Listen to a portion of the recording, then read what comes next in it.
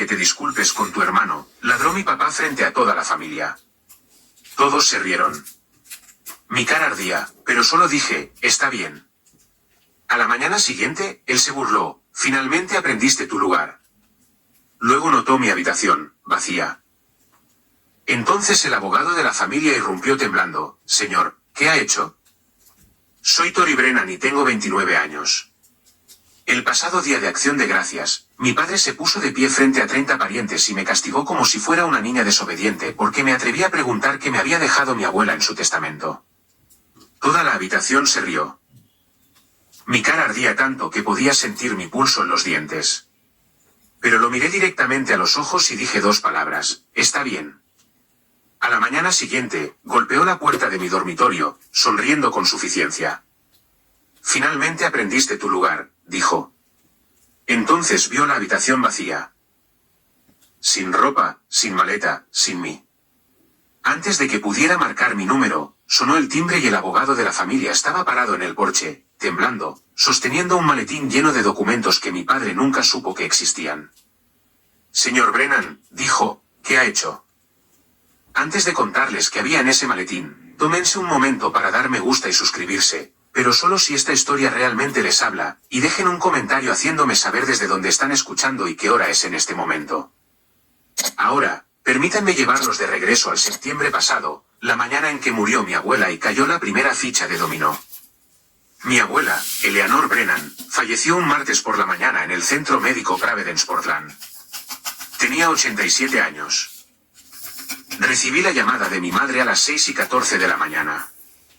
Recuerdo la hora exacta porque ya estaba despierta sentada en mi mesa de dibujo en mi apartamento estudio de 480 pies cuadrados, dibujando un jardín pluvial para un cliente en Lake Oswego. La voz de mamá era delgada como papel de seda sostenido ante la luz. Es la abuela, Tori. Se ha ido. Conduje los 20 minutos hasta el hospital en silencio. Sin radio, sin podcast, solo el sonido de la lluvia de Portland en el parabrisas y mi propia respiración. Cuando llegué, mi padre ya estaba en el pasillo. Richard Brennan, de 63 años, juez estatal jubilado, 6 pies y 1 pulgada de altura, vestido con una chaqueta encerada Barber. Incluso al amanecer, no estaba llorando. Estaba hablando por teléfono con alguien sobre un papeleo estatal. Escuché las palabras cronograma de presentación y calendario de sucesión antes de que me notara y terminara la llamada sin despedirse. Mi hermano Garrett estaba a su lado. 33 años, traje oscuro, incluso en un hospital, con el brazo alrededor del hombro de papá como un compañero de fórmula en una parada de campaña. Parecían una unidad, un muro. Me quedé en el extremo opuesto del pasillo, sola, aferrando un vaso de papel con café de máquina expendedora que nunca bebí. La última vez que había visto a la abuela Eleanor, ella estaba en su silla de ruedas en el jardín de su casa colonial en la calle Hawthorne, apretando mi mano con sorprendente fuerza. Tori, había dicho, con la voz baja para que nadie más pudiera oír. Me he encargado de las cosas. Confía en mí, ¿de acuerdo? Yo había sentido, sin entender. Todavía no. En el funeral, 3 días después, la iglesia era de granito antiguo de Portland. Nave alta, lirios blancos por todas partes, un ataúd de caoba pulido hasta brillar como un espejo. Mi padre dio el elogio. Habló durante 11 minutos sobre el legado de los Brennan, sobre la tradición, sobre cómo mi hijo llevará a esta familia hacia adelante. Mencionó a Garrett por su nombre 4 veces. Mencionó a mi madre una vez. No me mencionó a mí en absoluto. Después, en la línea de recepción, el marido de mi tía Margaret me preguntó en qué trabajaba estos días. Antes de que pudiera responder, mi padre se inclinó desde atrás. Ella planta árboles para gente rica, dijo, y algunas personas se rieron cortésmente. Sentí el ardor comenzar en mi esternón y subir. Me estaba dando la vuelta para irme cuando un hombre que no reconocí dio un paso adelante. Mayor, de cabello plateado, anteojos con montura de alambre y marcos dorados delgados. Tomó mi mano suavemente y la estrechó. Su abuela estaba muy orgullosa de usted, dijo en voz baja. Estaré en contacto. Y luego se fue, desapareciendo entre la multitud de abrigos negros antes de que pudiera preguntar su nombre. No lo sabía entonces, Pero ese hombre era Harold Caldwell, y tenía la llave de todo. Esa noche, 15 de nosotros nos reunimos en la casa familiar para cenar, la casa Brennan, una colonial blanca en la calle Hawthorne con una puerta de hierro forjado y robles de 100 años en el patio. Mi abuela construyó esa casa con dinero de su lado de la familia mucho antes de casarse con mi abuelo. Siempre me encantó, las molduras de corona, los alféizares profundos de las ventanas, el jardín trasero donde la abuela cultivaba peonías del color de las zapatillas de ballet. Adentro, la larga mesa de comedor de roble estaba puesta con la cubertería de plata esterlina de la familia, un juego que había estado en el nombre de los Brennan durante 3 generaciones, velas en candelabros de plata, una botella de Pinot Noir del Valle de Willamette respirando en el aparador. Todo arreglado para parecer dinero viejo y linaje perfecto. Mi padre se sentó en la cabecera, naturalmente. Levantó su copa. Mamá me dejó todo a mí para administrar, anunció, escaneando la mesa. Me aseguraré de que los activos familiares se distribuyan a las personas adecuadas basándose en la capacidad. Sus ojos se posaron en mí. Eso significa que no necesitas preocuparte por nada de eso, Tori. Las cosas complejas no son realmente tu área. Garrett asintió como el secretario de un juez.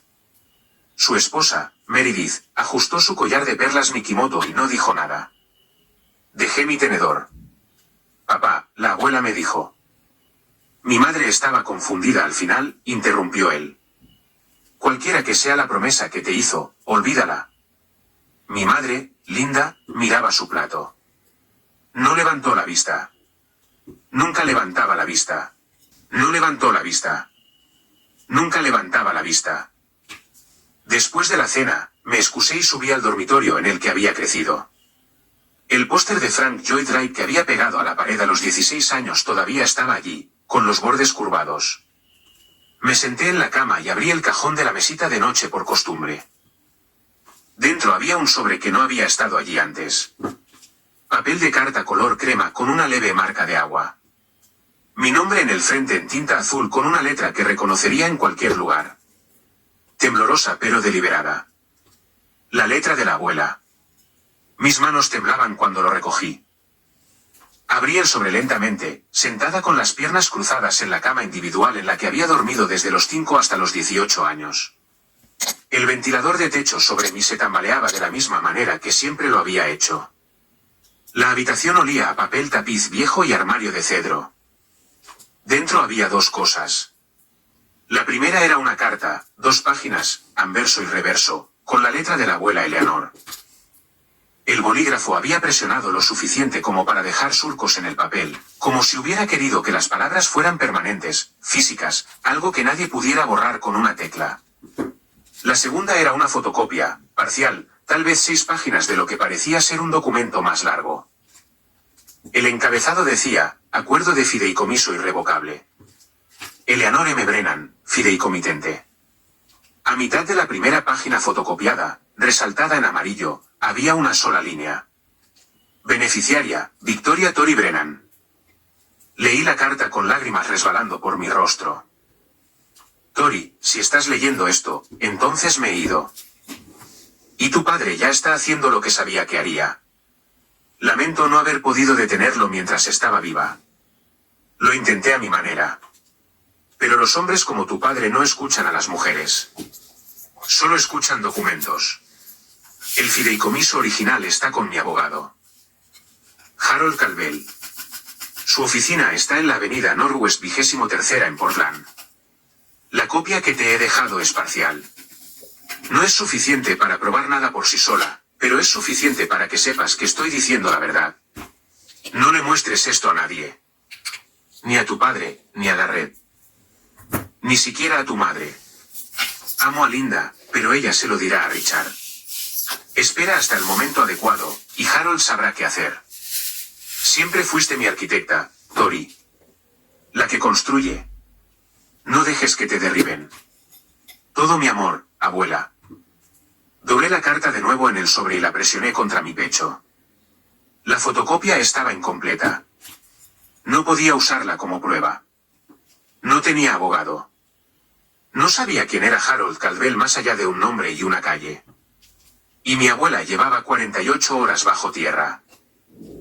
Pero por primera vez en años, sentí algo más que pequeñez. Sentí que alguien creía en mí, siempre había creído en mí, y lo había puesto por escrito. Conduje de regreso a Portland a la mañana siguiente sin despedirme. Nadie se dio cuenta, o si lo hicieron, nadie llamó. Mi apartamento estudio estaba exactamente como lo había dejado. Plantas abarrotando cada alféizar, mesa de dibujo cubierta de papel de calco, una taza de té fría de hace 2 días todavía junto al fregadero. Amaba este lugar, a pesar de que era lo suficientemente pequeño como para que pudiera tocar paredes opuestas si me estiraba. Era mío, el único espacio en el mundo donde nadie me decía que no era suficiente. Me senté frente a mi computadora portátil y busqué en Google Harold Calvel abogado Portland. Los resultados aparecieron de inmediato. Una pequeña oficina en la avenida Northwest 23ª, práctica individual, especializada en planificación patrimonial y fideicomisos. Una foto de perfil mostraba a un hombre de cabello plateado con anteojos de montura de alambre. El hombre del funeral. Pasé el cursor sobre el número de teléfono. No llamé. Todavía no. Porque había una parte de mí, la parte que mi padre había entrenado desde la infancia, que susurraba. ¿Y si la abuela realmente estaba confundida? ¿Y si esto no es nada?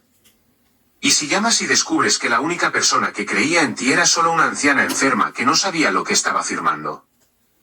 No estaba lista para arriesgar eso. Todavía no. En cambio, me volqué al trabajo. Una firma de arquitectura paisajista en el Pearl District tenía una fecha límite en 2 semanas, un jardín en la azotea para un nuevo desarrollo de condominios. Necesitaba el cheque de pago. Todavía cargaba con $38.000 en préstamos estudiantiles, $420 al mes, del único año de escuela de derecho al que había asistido antes de abandonarla para dedicarme al diseño. El año en que mi padre dijo que traicioné a la familia. Estaba revisando el correo electrónico para confirmar las especificaciones del proyecto cuando lo vi. Enterrado entre un boletín informativo y una notificación de envío, un correo electrónico de Garrett. No, no para mí. Reenviado a mí por accidente. Línea de asunto, borrador de petición de enmienda del fideicomiso. Mi estómago dio un vuelco. Hice clic para abrirlo, escaneé las primeras líneas.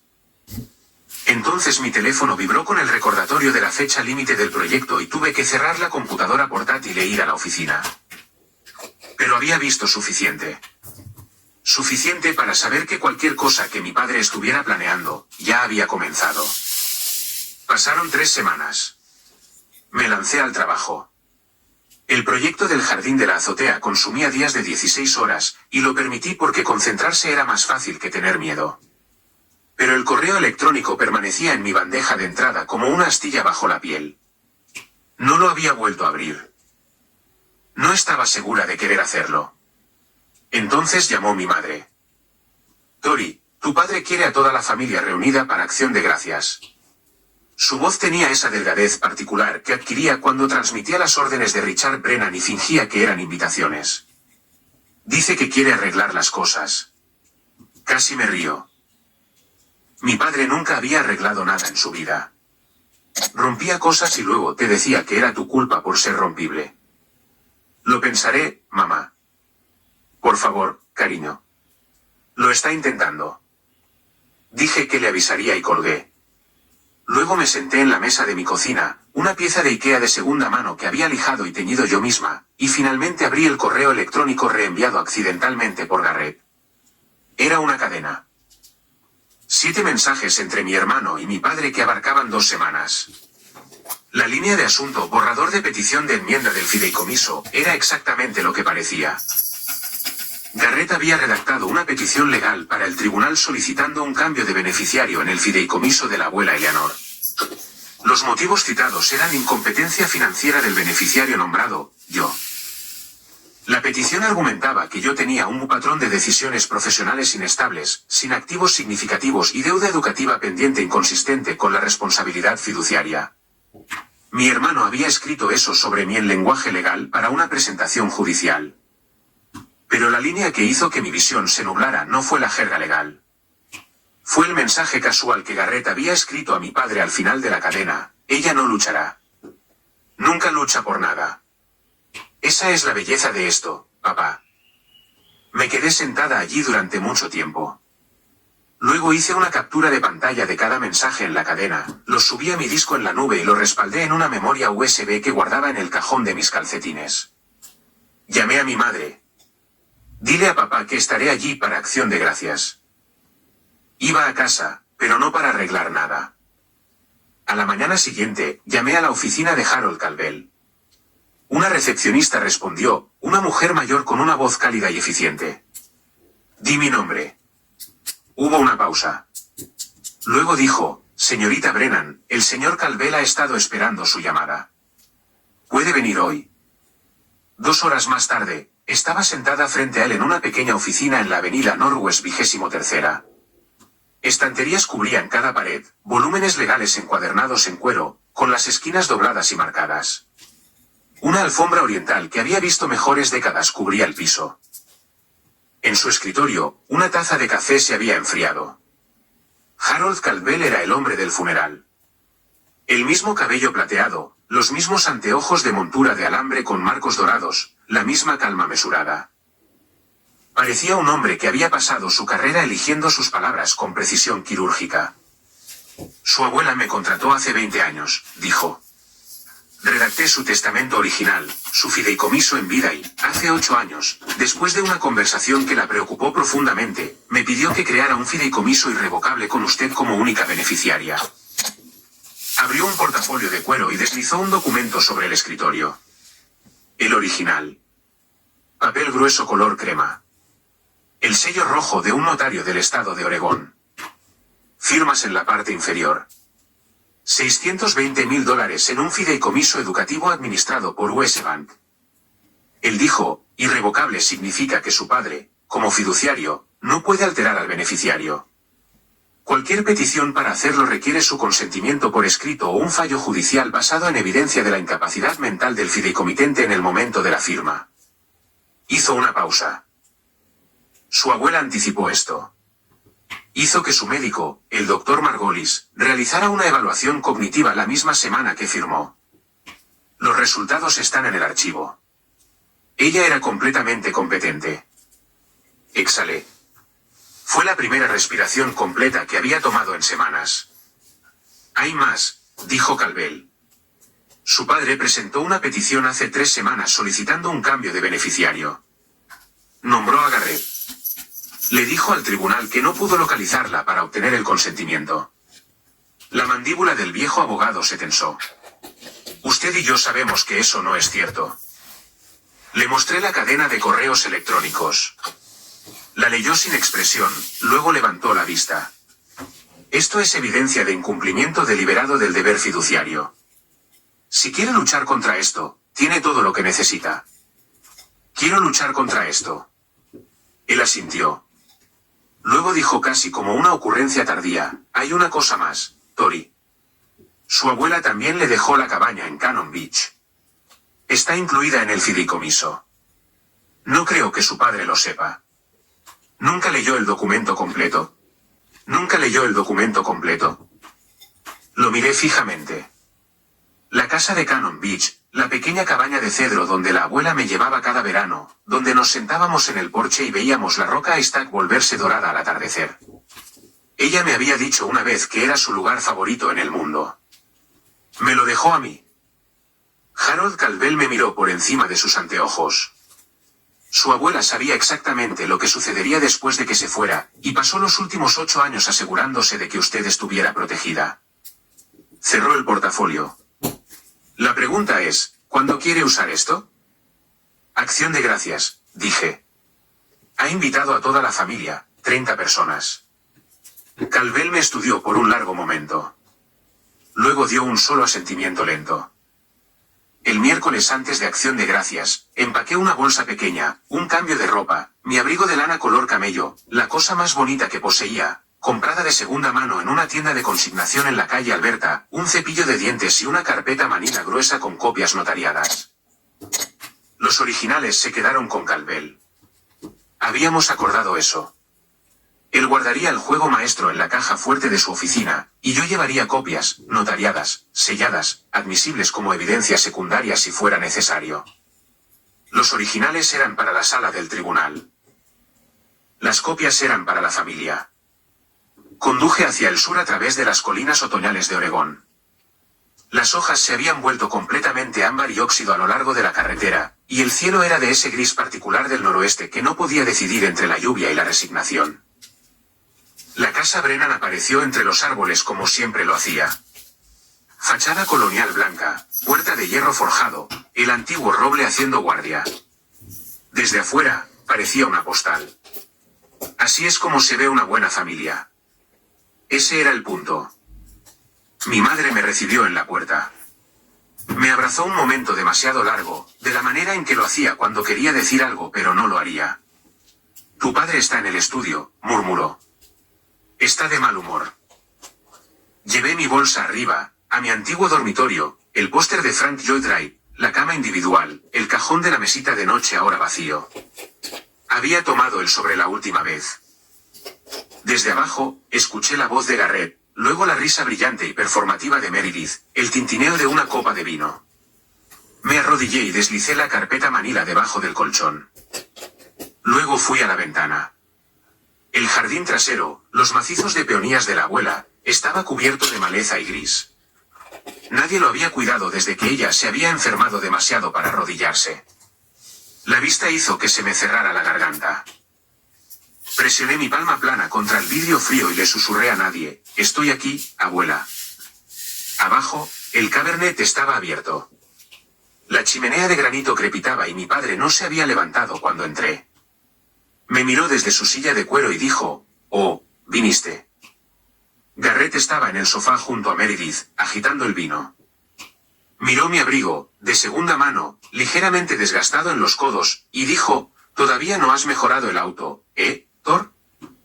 Sonreí, me senté y no dije nada. Mañana, 30 parientes llenarían esta casa. Mi padre había organizado la reunión de acción de gracias más grande en la historia de la familia Brennan, mucho más grande de lo habitual.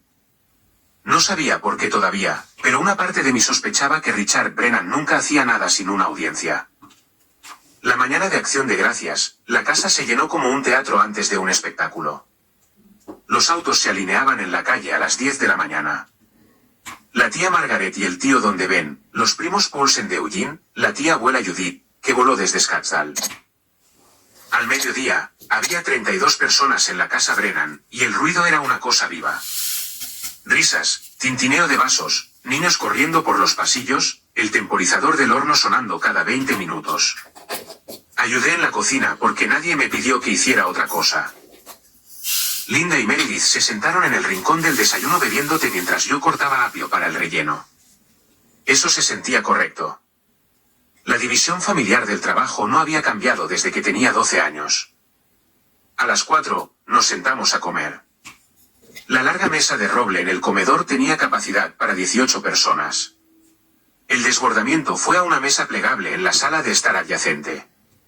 Me colocaron en la mesa plegable entre mi primo segundo de 9 años, Oliver, y una silla vacía.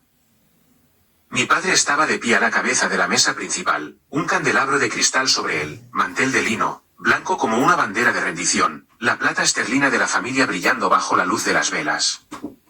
Levantó su copa de Pinot Noir. Este día de acción de gracias es especial, dijo, con su voz de tribunal, la que llenaba las salas y cerraba argumentos.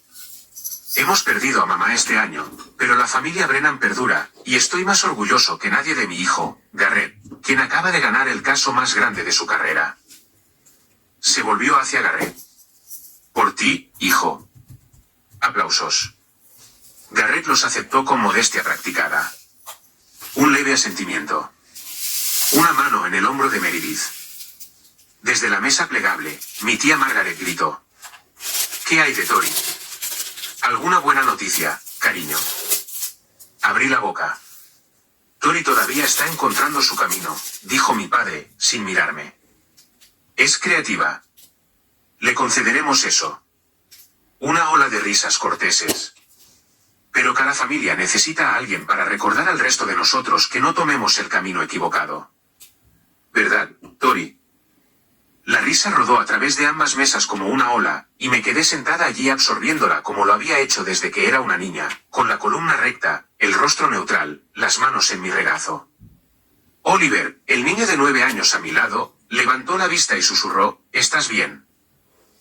Asentí y le pasé un panecillo. Después de que se retiraron los platos y el pastel de calabaza se había ido a la mitad y el vino de Oporto fluía, mi padre se puso de pie de nuevo. La habitación se calmó.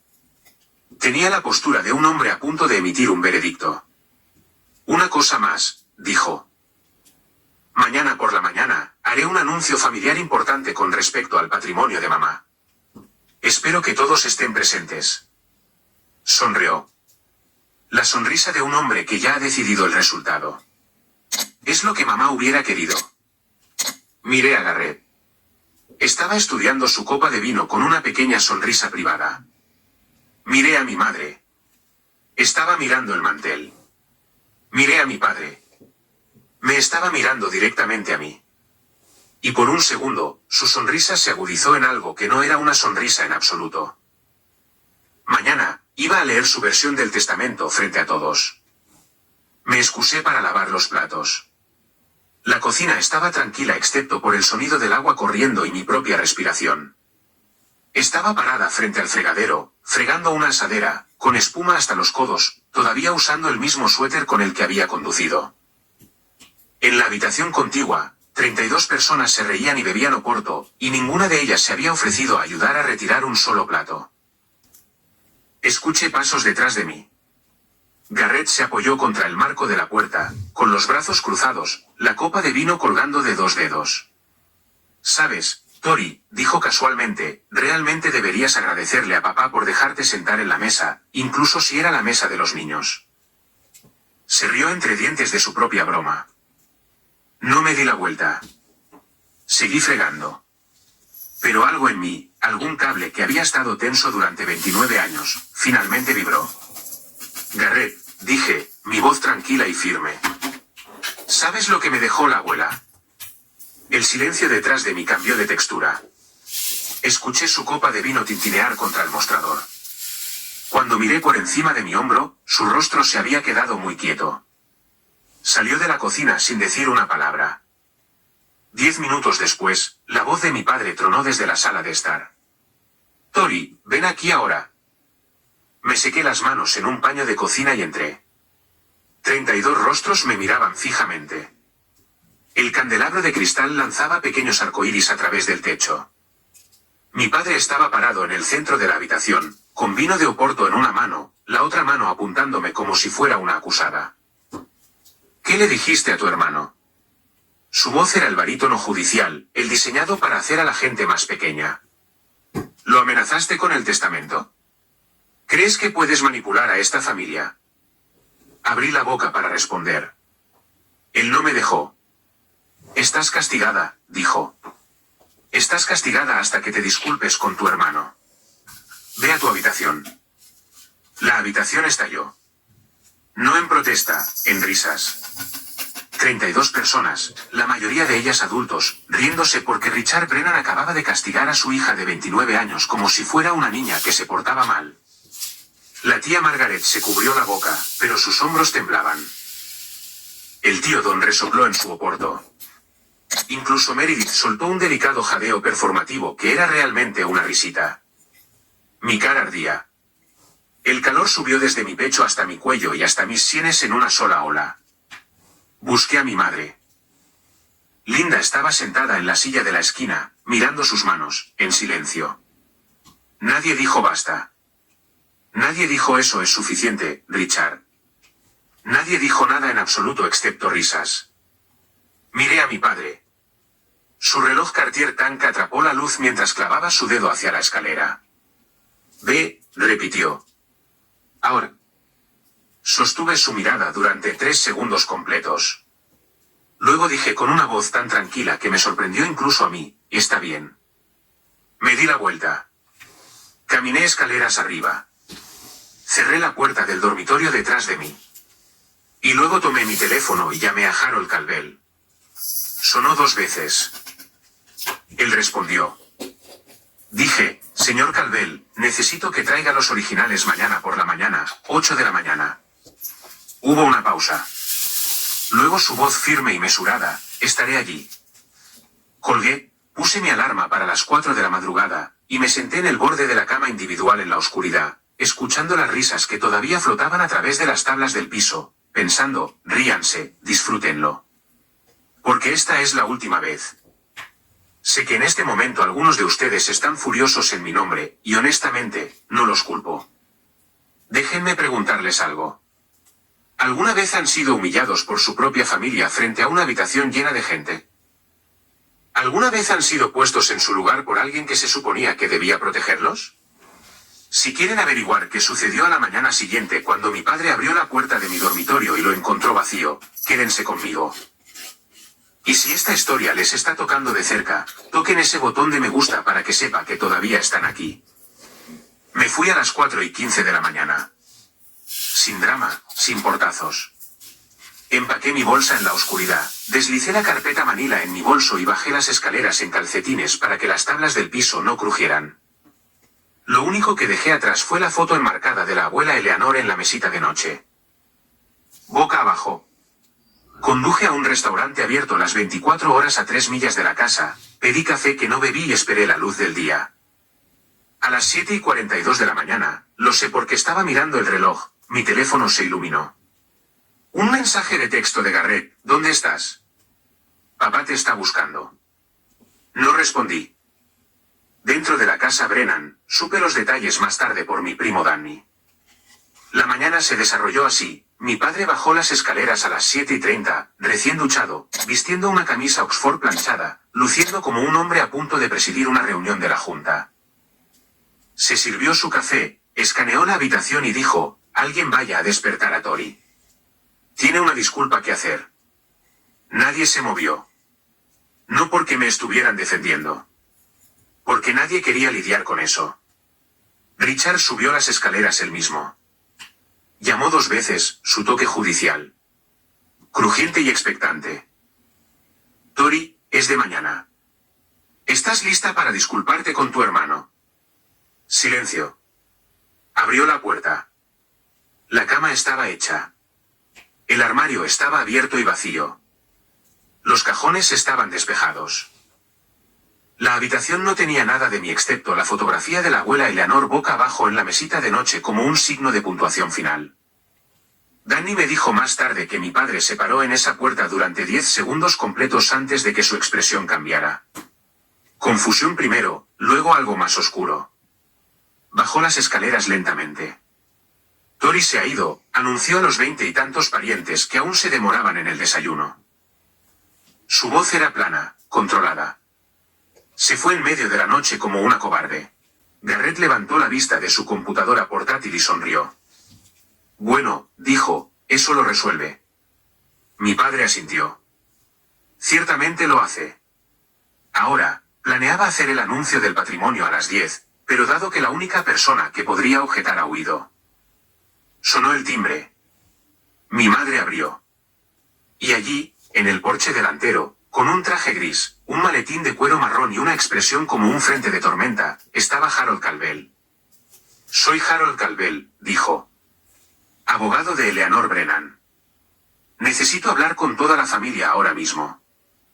El comedor se quedó en silencio por etapas. Primero la conversación más cercana a la puerta principal. Luego una ola de silencio que se extendió mesa por mesa hasta que incluso los niños dejaron de moverse. Harold Calvel entró en la habitación de la manera en que un hombre entra en una sala del tribunal, sin prisas, deliberado y completamente seguro de su autoridad. Puso su maletín de cuero en la mesa del comedor justo encima de las sobras de lino de Acción de Gracias y lo abrió sin sentarse. Sus manos, me dijeron, tenían un temblor visible, no por los nervios, sino por la ira. Mi padre se levantó de su silla a la cabeza de la mesa. Era más alto que Calvel por 4 pulgadas, más ancho por 30 libras. Usó cada pizca de eso. Harold. El nombre salió como una advertencia. No fuiste invitado. Esta es mi casa. Calvel lo miró. Esta es la casa que Eleanor Brennan construyó con el dinero de su familia, señor Brennan. Y estoy aquí porque tengo una obligación legal, un deber fiduciario con el beneficiario de su fideicomiso. Tori no tiene derechos a... Tori es la única beneficiaria nombrada de un fideicomiso irrevocable ejecutado hace 8 años. Usted lo sabe. Lo ha sabido desde el día en que su madre lo firmó. La habitación estaba tan quieta que podría haber escuchado el horno encenderse a 3 habitaciones de distancia. 30 pares de ojos se movían entre los dos hombres como espectadores en un juicio, lo cual en cierto modo eran. La mandíbula de Richard se apretó. Mi madre estaba en declive cognitivo. Lo que sea que firmó. Fue firmado en presencia de 2 testigos independientes y acompañado por una evaluación médica que confirmaba la plena competencia mental. Calvel abrió el maletín y sacó una carpeta. Tengo la documentación aquí. ¿Quiere que la lea en voz alta, señor Brennan, para todos? La pregunta quedó en el aire. La tía Margaret, sentada cerca de la ventana, se inclinó hacia adelante. El tío Don dejó su taza de café. Incluso los niños se habían quedado en silencio. Richard Brennan miró la carpeta en las manos de Calvel, de la manera en que un hombre mira un arma cargada apuntando a su pecho. Luego enderezó los hombros y dijo muy tranquilamente, «Salga de mi casa». «Señor», dijo Calvel, «¿qué ha hecho?». Lo que sucedió después es algo que he reproducido en mi mente 100 veces porque fue el momento en que la máscara finalmente se rompió. No lentamente, no con gracia, sino en una repentina y fea división justo en el centro. Mi padre dio un paso hacia Calvel. Dije que saliera. Está invadiendo propiedad privada. Llamaré a la policía. Es bienvenido a hacerlo, respondió Calvel, sin moverse una pulgada. Y cuando lleguen, les mostraré la petición que presentó ante el tribunal hace 3 semanas. Esa en la que afirmó que no pudo localizar a la beneficiaria del fideicomiso de su madre. Hizo una pausa. La beneficiaria cuyo número de teléfono tiene, cuya dirección tiene, que estaba durmiendo en esta casa anoche. La cara de Richard pasó por una secuencia. Rojo, luego blanco, luego una especie de gris moteado que nunca había visto en una persona viva. Alrededor de la habitación, podía ver la reacción extendiéndose. Margaret presionando su mano contra su boca. El tío Don frunciendo el ceño, primos intercambiando miradas. Fue entonces cuando Garrett se puso de pie. Mi hermano, el niño dorado, el abogado, el que siempre conocía el ángulo correcto, dio un paso adelante con las manos levantadas en un gesto tranquilizador. Señor Calvel, dijo suavemente, aprecio su preocupación, pero cualquier documento al que esté haciendo referencia puede ser impugnado en el ámbito legal apropiado. Usted redactó la petición, ¿no es así, señor Brennan? Calvel se volvió para mirarlo. Su voz era tranquila, precisa, quirúrgica. Usted preparó una presentación para cambiar al beneficiario de un fideicomiso irrevocable en nombre de su padre, quien también es el fiduciario. Tengo los correos electrónicos. La compostura de Garrett no se hizo añicos. Se evaporó. Un momento era un abogado seguro, al siguiente era un hombre cuya boca se había aflojado y cuyos ojos se habían desviado involuntariamente, inconfundiblemente hacia su padre. Papá, dijo en voz baja. Necesitamos hablar en privado. Richard ni siquiera lo miró. No, no tengo nada que ocultar. La tía Margaret se levantó de su silla. Su voz cuando habló llevaba la autoridad particular de una mujer que había visto a una familia mentirse a sí misma durante décadas y finalmente había tenido suficiente. Richard, dijo, deja hablar al hombre.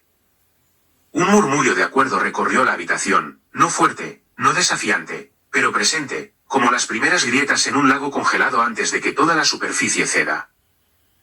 Mi padre miró alrededor de la habitación y vio tal vez por primera vez que la audiencia que había reunido para su propia actuación ya no estaba de su lado. Esto es absurdo, dijo. Pero su voz había perdido su resonancia de tribunal. Sonaba más pequeña, más delgada, como papel de seda sostenido ante la luz. Mi padre hizo lo que mi padre siempre ha hecho. Cuando siente que el suelo se mueve debajo de él, escala. Todos escúchenme. Levantó ambas manos, con las palmas hacia afuera, el gesto de un hombre restaurando el orden en una sala del tribunal. Este hombre, señaló con un dedo a Calvel, fue contratado por mi madre hace años cuando ella ya estaba en declive. Ha estado llenando la cabeza de Tori con fantasías. Este es un asunto familiar, y no permitiré que un extraño. Richard. La voz de Caldwell cortó como una cuchilla. Serví a su madre durante 20 años. No soy un extraño y estoy aquí porque usted violó los términos de un instrumento legal que juró como fiduciario defender. Fuera. La voz de mi padre se quebró en la palabra. Señaló la puerta. Salga de esta casa ahora mismo o juro por Dios que haré que lo arresten por invasión de propiedad. Caldwell lo miró por un largo momento. Luego cerró su maletín con un clic deliberado, se lo puso bajo el brazo y asintió, no en derrota, sino en reconocimiento, como un jugador de ajedrez reconociendo los siguientes 3 movimientos. Me iré, dijo con calma, pero volveré a las 2 de esta tarde, para la lectura formal del patrimonio de Eleanor Brennan, que usted programó, señor Brennan. Está en su propio calendario. Hizo una pausa en la puerta. Y no vendré solo. La puerta principal se cerró detrás de él con un clic suave. Mi padre se volvió hacia la habitación. 30 rostros, algunos confundidos, algunos incómodos, algunos, Margaret, Danny, abiertamente escépticos. Se alisó la camisa, ajustó su reloj y reensambló su compostura de la manera en que un hombre endereza una pintura después de un terremoto. Lamento que todos hayan tenido que ver eso, dijo. Tori contrató a algún abogado de segunda para causar problemas. Es lo que ella hace. Huye de la responsabilidad y luego causa caos desde la distancia.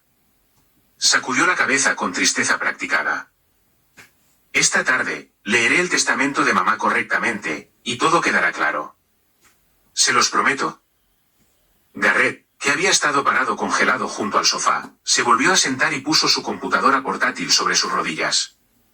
Sus dedos se movieron rápidamente, borrando algo, según me di cuenta más tarde. Correos electrónicos. La habitación exhaló. La gente volvió a su café, a sus conversaciones, a sus hijos. La crisis había sido diferida. Richard Brennan todavía tenía el control, o eso creía. Las 2 estaban a 5 horas de distancia. El reloj en la repisa de la chimenea, una pieza de aniversario de Crystal Waterford que había pertenecido a mi abuela, contaba cada segundo. Estaba estacionada afuera de un Stumptown Coffee en la calle División, viendo la lluvia trazar líneas torcidas por mi parabrisas. Mi Honda Civic 2014, 147.000 millas. Una pequeña abolladura en el parachoques trasero de un estacionamiento en la universidad no era el tipo de auto que hacía que nadie mirara 2 veces. Y esa mañana, la invisibilidad era exactamente lo que necesitaba. Mi computadora portátil estaba abierta en el asiento del pasajero. A las 8:17 de la mañana, había enviado un correo electrónico formal a la División de Gestión de Fideicomisos de US Bank solicitando confirmación por escrito de mi estatus como beneficiaria del fideicomiso irrevocable Eleanor M. Brennan.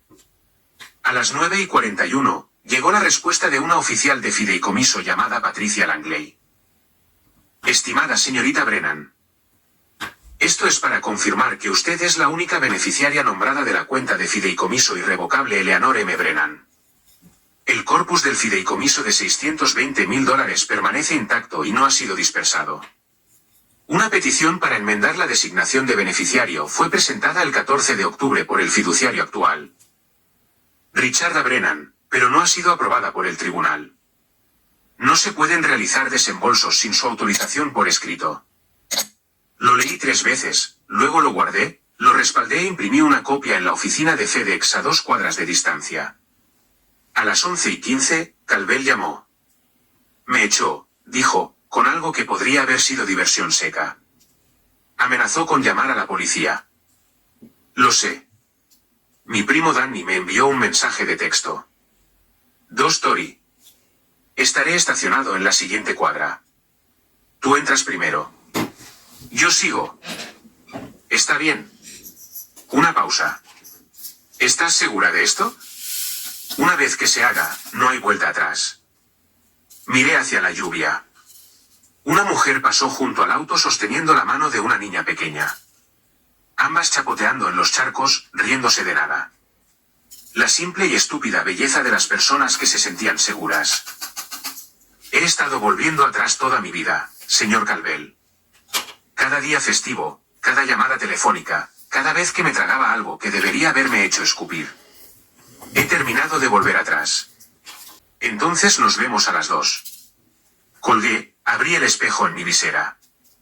La cara que me devolvía la mirada estaba pálida, cansada y absolutamente segura.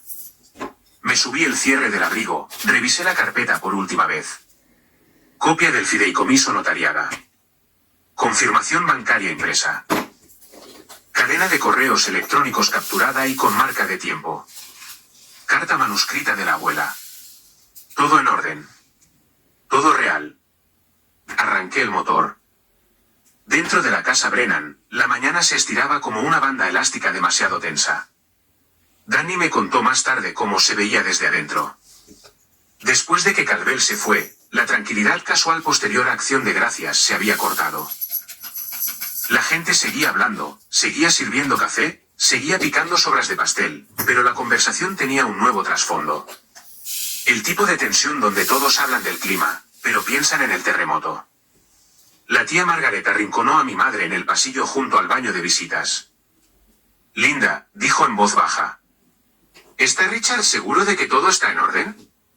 Ese abogado de esta mañana no parecía un hombre que estuviera fanfarroneando. Los ojos de mi madre estaban rojos en los bordes. No lo sé, Margaret. Richard no me cuenta sobre las finanzas. Nunca lo ha hecho. Margaret la miró por un largo momento y no dijo nada. Lo cual, viniendo de Margaret, lo decía todo.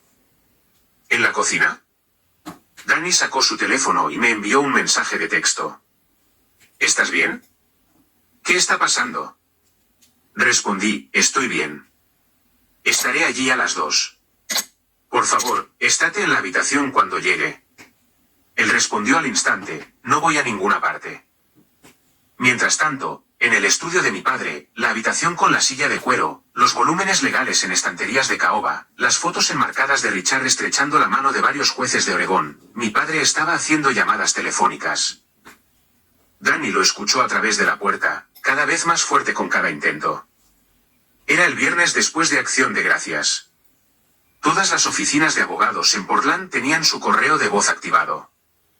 Richard Brennan, ex juez, no podía comunicarse con un solo abogado. Garrett apareció en la puerta del estudio.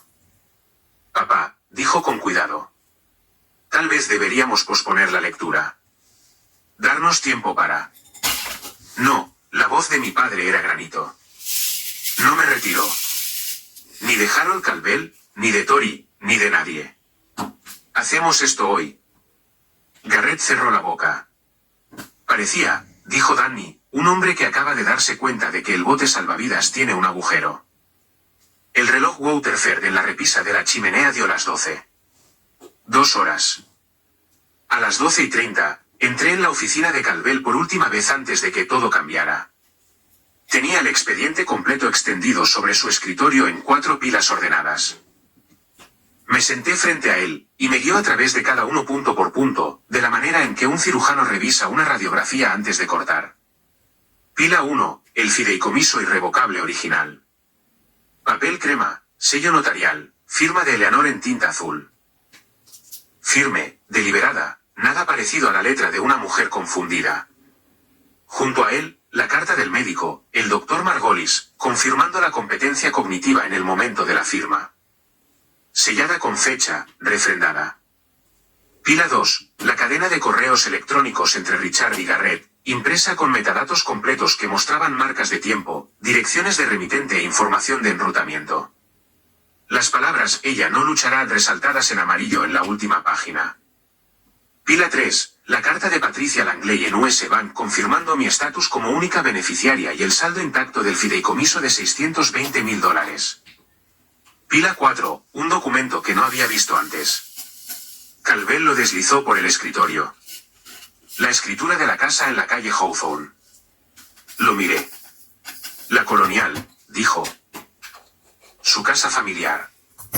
La escritura ha estado a nombre de Eleanor desde 1981.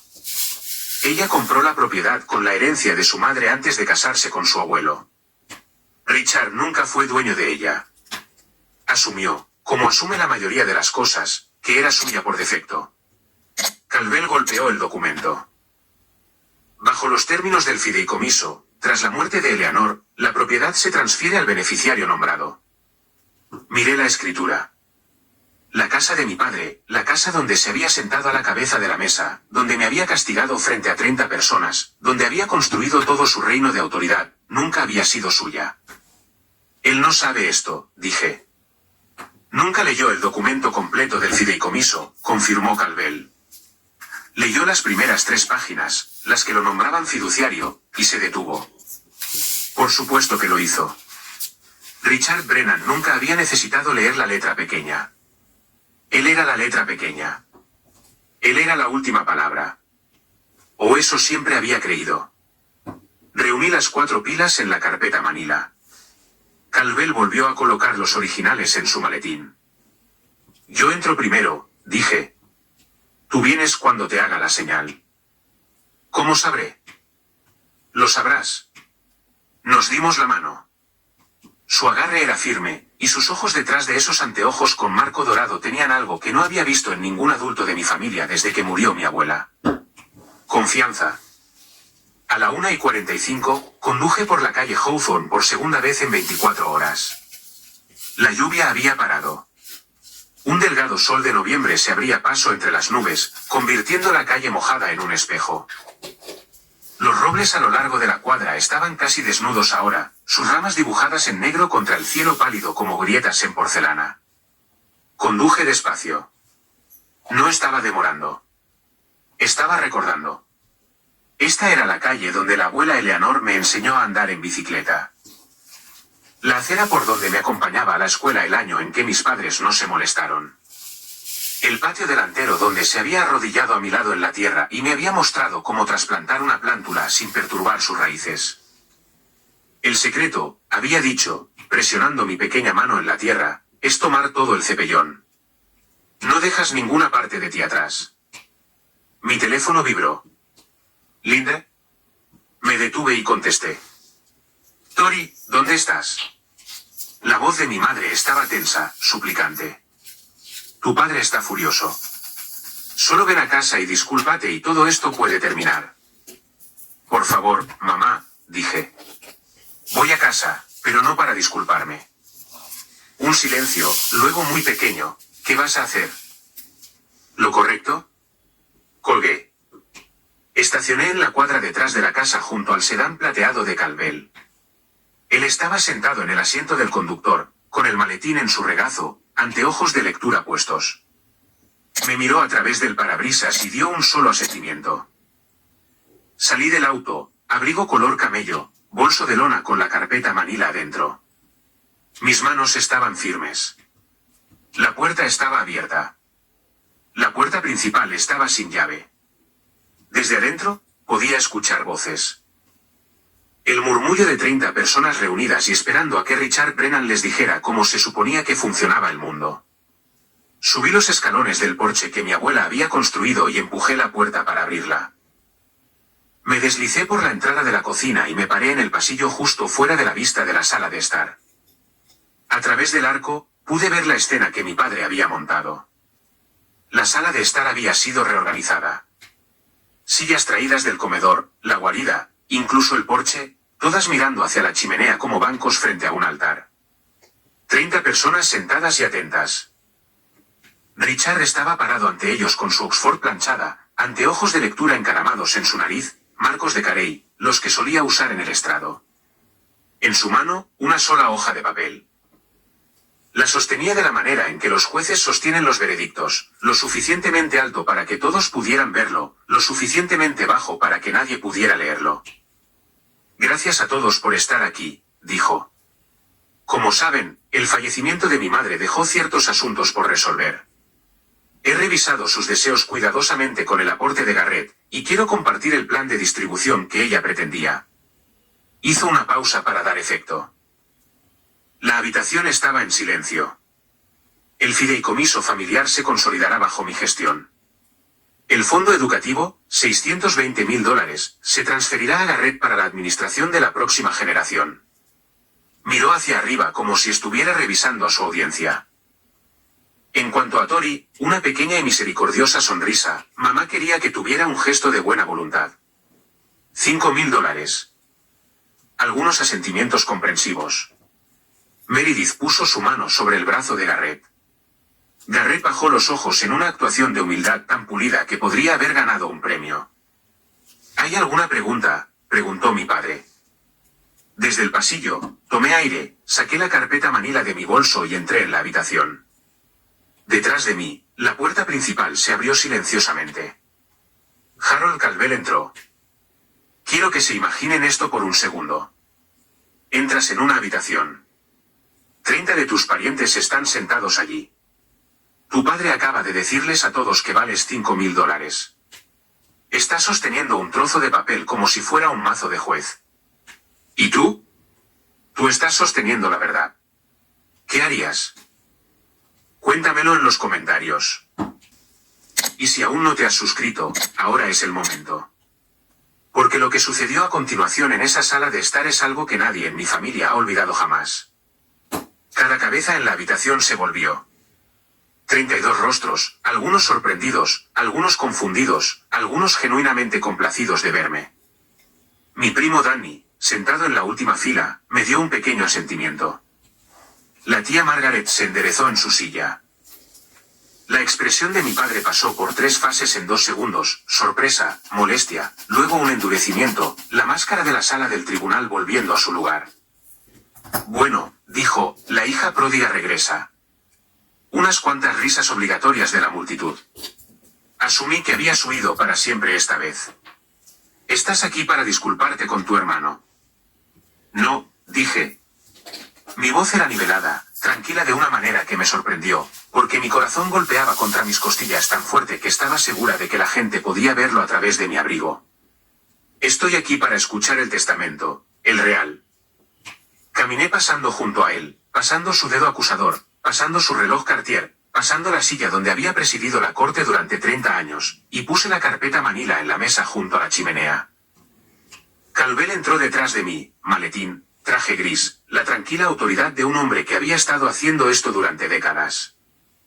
¿Qué es esto?, dijo Richard. La molestia se estaba cuajando en algo más feo ahora. Te dije esta mañana, sal de mi casa. Me volví para mirar a la habitación. No a mi padre, a la habitación, a la gente. Lamento interrumpir, dije, pero lo que mi padre acaba de leer no es el testamento de mi abuela. No es su documento de fideicomiso. Es un plan de distribución que él mismo escribió. Puse mi mano sobre la carpeta. Este es el fideicomiso irrevocable original que Eleanor Brennan ejecutó hace 8 años. Fue presentado ante su abogado, el señor Calvel, y verificado por US Bank, la institución que administra el fondo fiduciario. Abrí la carpeta. Mi abuela nombró a un beneficiario, yo. Silencio. No el silencio cortés y performativo de una reunión familiar. El silencio atmosférico absoluto de una habitación llena de personas que acaban de darse cuenta de que están presenciando algo que no pueden deshacer. La cara de mi padre se quedó sin color. No gradualmente, todo a la vez, como si alguien hubiera tirado de un tapón. La tía Margaret dijo clara y firmemente, déjenla hablar. Calvel dio un paso adelante. Abrió su maletín en la mesa junto a mi carpeta manila, sacó el documento original del fideicomiso y lo sostuvo para que la habitación pudiera ver el sello rojo del notario. El estado de Oregón, brillante como una señal de alto contra el papel color crema. Este es el fideicomiso irrevocable de Eleanor Margaret Brennan, dijo. Su voz se proyectaba de la manera en que las voces de los buenos abogados se proyectan sin gritar, sin tensión. Ejecutado el 14 de marzo, hace 8 años. Estuve presente en la firma junto con 2 testigos independientes, una secretaria judicial jubilada llamada Dorothy Haynes y un contador público llamado Robert Bass. Ambos están disponibles para confirmar. Comenzó a leer. La fideicomitente, Eleanor M. Brennan por la presente establece este fideicomiso irrevocable para el beneficio exclusivo de su nieta, Victoria Tori Brennan. Hizo una pausa y miró a la habitación por encima de sus anteojos. Corpus del fideicomiso, una suma de $620,000 mantenida y administrada por US Bank, Portland, Oregón. Además, la propiedad inmueble ubicada en 4714 Hawthorne Street, Portland, Oregón. registrada bajo el condado de Multnomah, comprada originalmente en 1981. Se transferirá al beneficiario tras la muerte del fideicomitente. Un grito ahogado, audible, colectivo, barrió la habitación. El tío Don se inclinó hacia adelante tanto que su silla crujió. Margaret cerró los ojos brevemente, luego los abrió y miró directamente a mi padre. La casa, alguien susurró desde la última fila. Ella le dejó la casa, continuó Calvel. Como fiduciario, a Richard A. Brennan se le dio autoridad administrativa únicamente. Se le prohibió expresamente alterar la designación del beneficiario, desembolsar fondos sin el consentimiento por escrito del beneficiario o gravar la propiedad inmueble de cualquier manera. Calvel bajó el documento y miró a mi padre. En los últimos 3 meses, el señor Brennan ha presentado una petición para cambiar al beneficiario a su hijo, Garrett, alegando que no pudo localizar a la señorita Brennan. También no le notificó de la existencia del fideicomiso después de la muerte de Eleanor como lo requiere la ley de Oregón. Calvel metió la mano en el maletín y sacó la cadena de correos electrónicos impresa. La sostuvo en alto, el resaltado amarillo visible desde el otro lado de la habitación. Estos son correos electrónicos entre Richard Brennan y Garrett Brennan en los que Garrett redactó la petición fraudulenta y Richard la aprobó. Leyó en voz alta la línea que se había grabado en mi memoria. Ella no luchará. Nunca lucha por nada. Esa es la belleza de esto, papá. La habitación se volvió para mirar a Garrett. Mi hermano estaba sentado muy quieto, con la mano congelada en el brazo de Meredith. Su rostro se había vuelto del color de la ceniza. Meredith lenta y cuidadosamente extrajo su brazo de debajo de su mano y cruzó ambas en su regazo. La tía Margaret sacudió la cabeza. El tío Don murmuró algo en voz baja.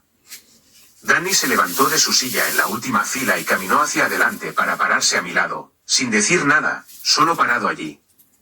Presente. Mi padre abrió la boca, la cerró, la abrió de nuevo. Estaba confundida, dijo, pero las palabras salieron raídas, desgastadas por el uso excesivo. Mi madre no sabía lo que estaba firmando. La respuesta de Calvel fue inmediata y quirúrgica. La médico de su madre, la doctora Ellen Margolis, realizó una evaluación cognitiva la misma semana que la firma. Los resultados están documentados e incluidos en este archivo. Colocó el informe médico sobre la mesa. Eleanor Brennan obtuvo una puntuación en el percentil 93 para su grupo de edad.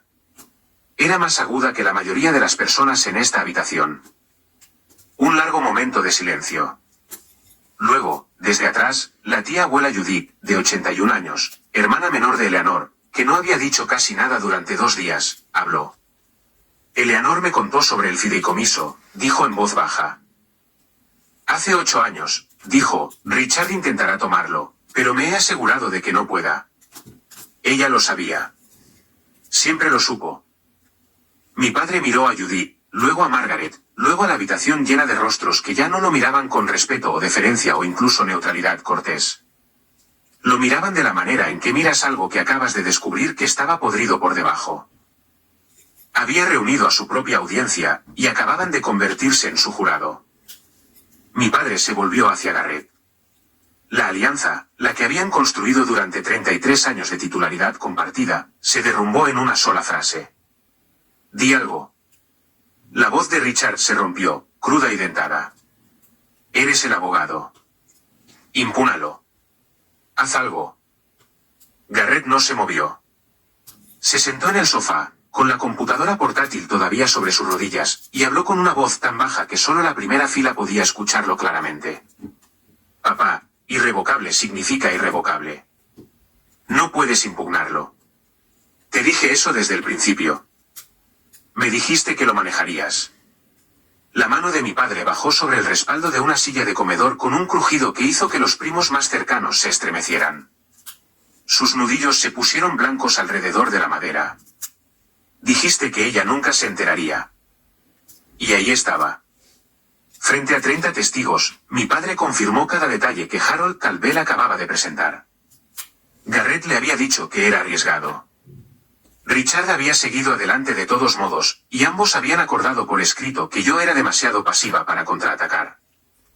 La copa de vino de Oporto que Richard había estado sosteniendo, la misma de la que había estado bebiendo cuando me castigó la noche anterior, se deslizó de su otra mano y se hizo añicos en la madera dura.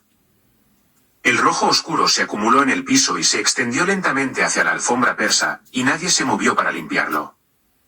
Entonces algo cambió. La postura de mi padre cambió. La agresión se drenó, y en su lugar vino algo que lo había visto usar 1000 veces antes, con mi madre, conmigo, con cualquiera que lo arrinconara. Suavizó su voz. Bajó los hombros. Se volvió hacia mí con ojos brillantes. «Tori, cariño». La palabra cariño aterrizó como un billete falso en un mostrador. Solo estaba tratando de proteger los activos de la familia. Eres joven. No tienes experiencia con este tipo de dinero. Estaba haciendo esto porque te amo. Lo miré. El hombre que había llamado a mi carrera una broma, que me había sentado en la mesa de los niños, que me había castigado a los 29 años frente a cada pariente que tenía, que le había dicho a un tribunal que no podía encontrarme cuando estaba durmiendo en su propia casa. Dejé que el silencio se mantuviera durante 3 segundos. Luego dije, no hiciste esto porque me amas, papá. Hiciste esto porque nunca has creído que una hija merece lo mismo que un hijo, y eso no es amor. Eso es control. Mi madre se puso de pie.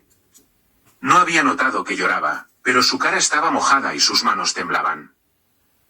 Miró a mi padre, el hombre junto al que había estado en silencio durante 35 años, y dijo con una voz que temblaba pero no se quebró, le debes una disculpa, Richard. Le has debido una toda su vida. La habitación contuvo el aliento. Mi padre miró a mi madre como si hubiera hablado en un idioma que él no reconocía. Luego me miró a mí, luego a las 30 caras que lo observaban. No dijo nada. Se dio la vuelta, entró en su estudio y cerró la puerta. En los minutos que siguieron, la habitación se reorganizó. No los muebles, sino las personas. Las líneas invisibles de lealtad que habían estructurado cada reunión de los Brennan durante el tiempo que podía recordar cambiaron tranquila y permanentemente como placas tectónicas. La tía Margaret me alcanzó primero. Me atrajo hacia un abrazo que olía a Chanel número 5 y café, y dijo cerca de mi oído, tu abuela estaría tan orgullosa de ti en este momento, cariño. Tan orgullosa. Danny me apretó el hombro. Siempre supe que eras la más dura de esta familia, dijo. Simplemente nunca necesitaste demostrarlo antes. Primos con los que no había hablado en años se acercaron. Un apretón de manos, un asentimiento, un tranquilo lo siento, Tori. No todos. Algunos se quedaron sentados, incómodos, mirando al suelo. Algunos se levantaron y se fueron. No en protesta, sino de la manera en que la gente sale de una habitación donde algo se ha roto que no saben cómo arreglar. Garrett se levantó del sofá. No me miró. Tomó el brazo de Meredith y caminó hacia la puerta principal. Meredith se detuvo en el pasillo, levantó la mano y se desabrochó el collar de perlas, el collar Mikimoto que había estado usando todo el fin de semana como una insignia de estatus, y lo dejó caer en el bolsillo de su abrigo, como si quisiera hacerse más pequeña, menos visible, menos asociada. Calvel ya estaba organizando los documentos de nuevo en su maletín. Presentaré la petición para destituir al señor Brennan como fiduciario a primera hora de la mañana del lunes, me dijo. El proceso judicial toma aproximadamente 30 días. Mientras tanto, el fideicomiso está congelado. Sin desembolsos, sin cambios. Asentí. La sala de estar se estaba vaciando lentamente. El lino de acción de gracias en la mesa estaba arrugado y manchado con vino de Oporto. El reloj de cristal Waterford en la repisa de la chimenea marcaba las 2:47 de la tarde. Todo el asunto había tomado 47 minutos. 30 años de silencio respondidos en 47 minutos. El lunes por la mañana, Harold Calvel presentó 3 documentos ante el Tribunal de Circuito del Condado de Multnomah. El primero fue una petición para destituir a Richard Brennan como fiduciario del fideicomiso irrevocable Eleanor M. Brennan, citando incumplimiento del deber fiduciario, específicamente falta de notificación al beneficiario. Tergiversación ante el tribunal con respecto al paradero del beneficiario e intento no autorizado de enmendar un instrumento irrevocable. El segundo fue una solicitud formal para nombrar a Calvel como fiduciario interino hasta que yo pudiera designar un reemplazo permanente.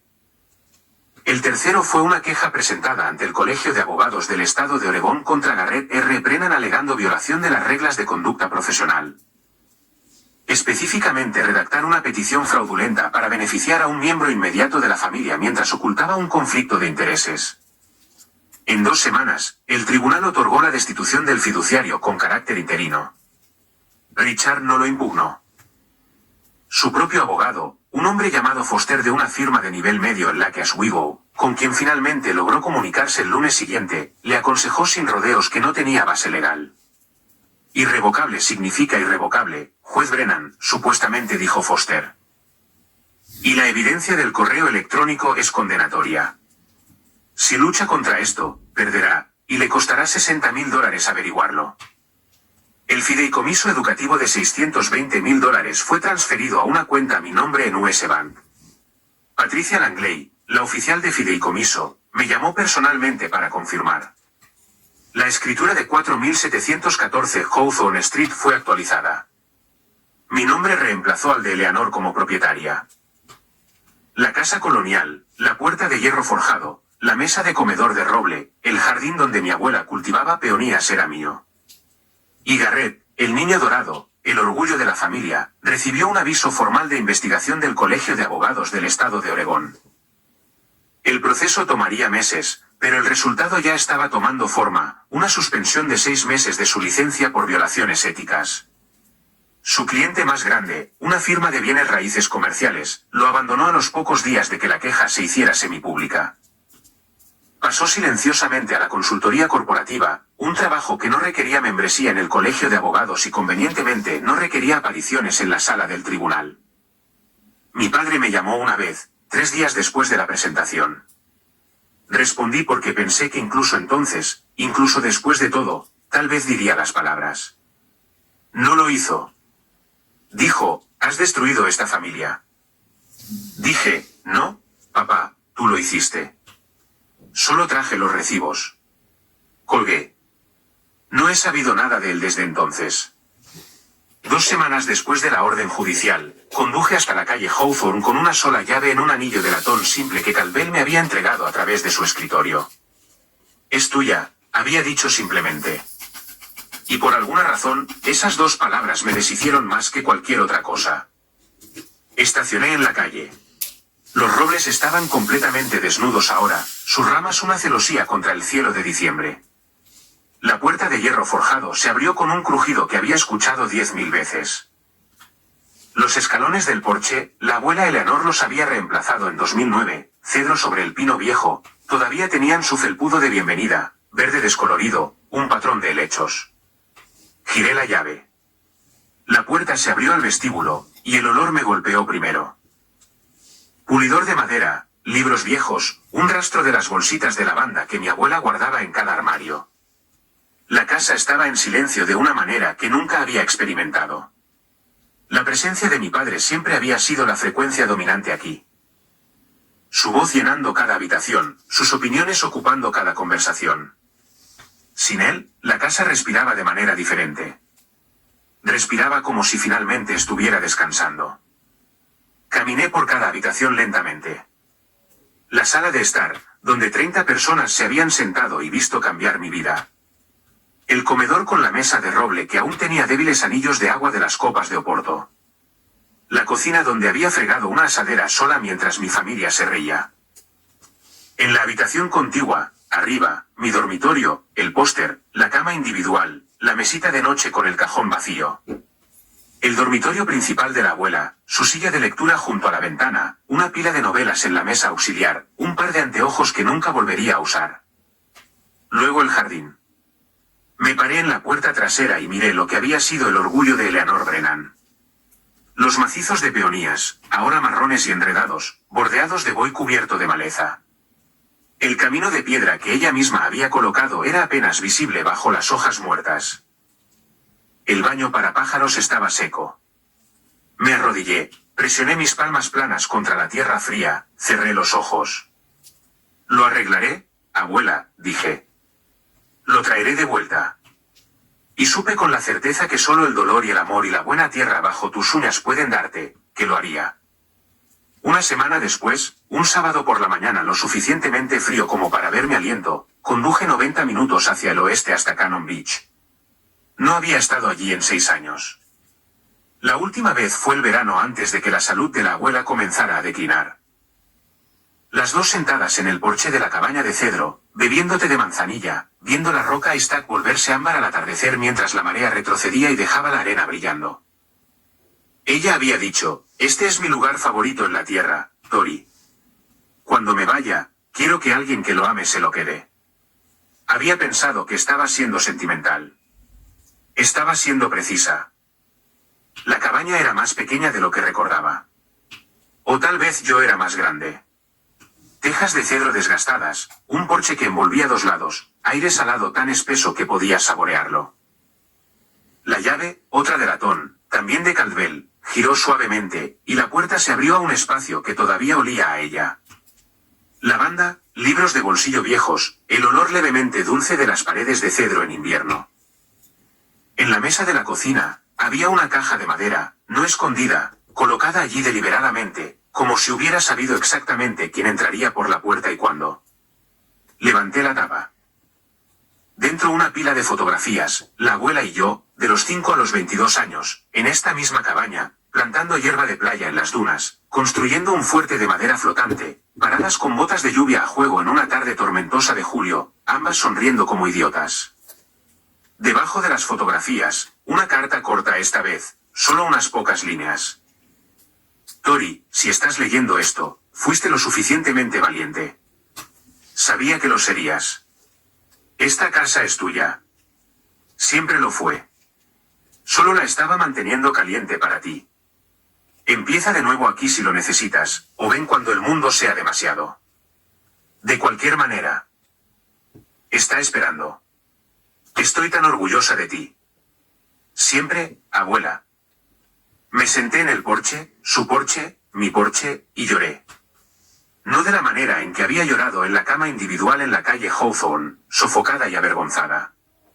Esto era diferente. Este era el tipo de llanto que abre algo en lugar de cerrarlo. El tipo que te deja más liviana, no más vacía.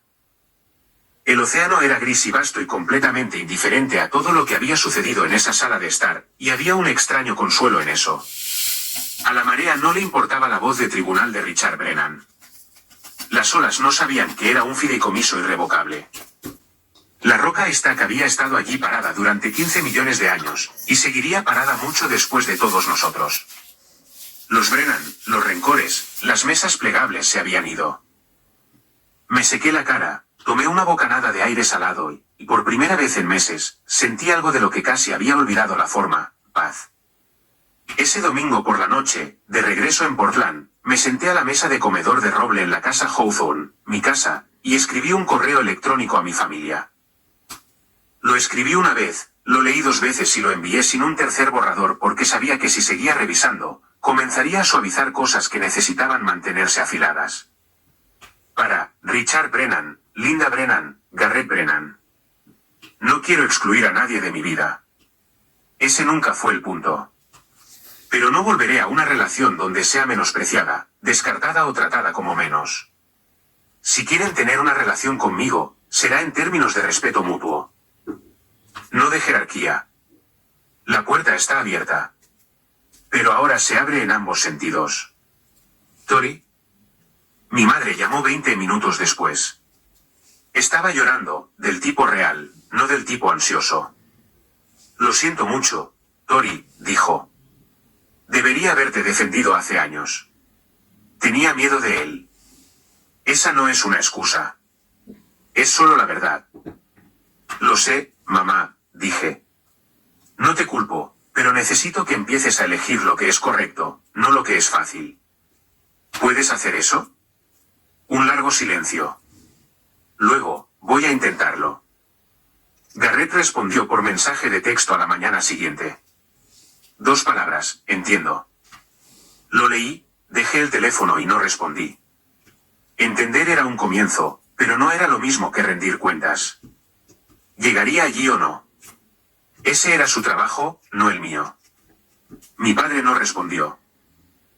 Ni ese día, ni la semana siguiente, ni la semana después de esa. El silencio era su propio tipo de respuesta. Familiar, realmente. Richard Brennan había guardado silencio sobre las cosas que importaban toda mi vida. Al menos ahora había dejado de esperar a que hablara. 6 meses después, la primavera había llegado a Portland y las peonías estaban regresando.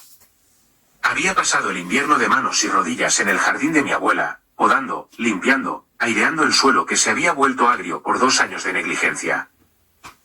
Las raíces eran más profundas de lo que esperaba. Habían sobrevivido al abandono. Solo necesitaban a alguien para cortar el peso muerto y dejar entrar la luz. Conocía el sentimiento. Con el préstamo estudiantil desaparecido, pagado en su totalidad, $38.412, el cheque más satisfactorio que he escrito, usé una parte del fideicomiso para alquilar un pequeño espacio de estudio en el Distrito de las Artes de Alberta. Brennan Landscape Design, mi nombre en la puerta, el nombre de mi abuela, en realidad. El nombre Brennan significaba algo diferente para mí ahora. La casa Hawthorne se había convertido tanto en hogar como en oficina. Convertí el estudio de abajo, la vieja sala del trono de Richard, la que tenía las estanterías de caoba y la silla de cuero, en un estudio de diseño. Reemplacé sus volúmenes legales con guías de identificación de plantas y llené los estantes con muestras de suelo y catálogos de semillas. Se sentía correcto. Se sentía como reescribir. Danny venía los fines de semana para ayudar con el jardín. La tía Margaret llamaba todos los domingos por la mañana, puntualmente a las 9. Solo comprobando, decía, y luego hablábamos durante 1 hora. Linda vino a visitarme por primera vez un jueves por la tarde en abril. La primera vez que había entrado en la casa sin Richard a su lado. No dijimos mucho. Plantamos bulbos de tulipán a lo largo del camino delantero, una al lado de la otra, y eso fue suficiente. Richard alquiló un apartamento al otro lado de la ciudad. Escuché a través de Margaret que les dijo a sus amigos que yo había robado la casa, que mi abuela había sido manipulada, que todo el asunto era culpa de Calvel. La historia cambiaba dependiendo de la audiencia, pero siempre tenía el mismo final: Richard Brennan era la víctima. Algunas cosas, supongo, son verdaderamente irrevocables. La suspensión de Garrett del Colegio de Abogados del Estado de Oregón duró 6 meses. Se había mudado a la consultoría corporativa. Algo con logística, dijo Margaret. Él y Meredith se habían separado silenciosamente, aunque no sabía los detalles y no pregunté. No me había contactado desde el mensaje de texto de entiendo. Dejé la puerta abierta de la manera que dije que lo haría. Simplemente no iba a pararme en la entrada esperando. Les cuento esta historia desde el porche de la cabaña de Cannon Beach. Es sábado. La marea está baja. La roca está haciendo lo que siempre hace, parada allí sólida y antigua y sin ser molestada por nada tan temporal como una discusión familiar. Vengo aquí los fines de semana cuando necesito recordar cómo suena el silencio. La cabaña es exactamente como la dejó la abuela, excepto que he añadido un pequeño jardín de hierbas junto a los escalones delanteros. Romero, tomillo, lavanda, el tipo de plantas que se vuelven más fuertes cuanto más viento reciben. No estoy contando esta historia para enseñar a nadie una lección. No creo en eso. Cada familia es su propio país con sus propias leyes y sus propias guerras. Y las personas dentro de ellas son las únicas que conocen el mapa real.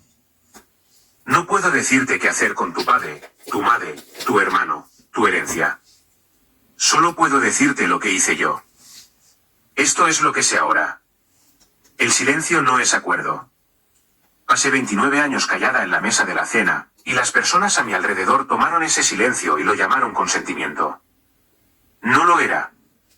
Era solo una mujer que aún no había encontrado su evidencia. Esperar no es debilidad. Mi padre y mi hermano contaban con la idea de que no lucharía. Tenían casi razón.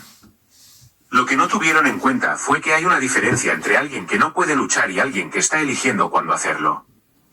Y lo último, lo que más importa, mi abuela no me dejó dinero. Me dejó pruebas. Pruebas de que alguien en mi familia me vio a mí, la verdadera yo, la que construye cosas, y decidió que valía la pena protegerme. No con palabras, con documentos, con planes, con el tipo de amor que contrata a un abogado y piensa 8 años por delante. Esa es la herencia que cambió mi vida, no los $620.000, no las casas, sino el conocimiento de que valía la pena el problema. Todavía tengo el póster de Frank Lloyd Wright. Está en la pared de mi estudio ahora, detrás de mi mesa de dibujo, con los bordes aún curvados.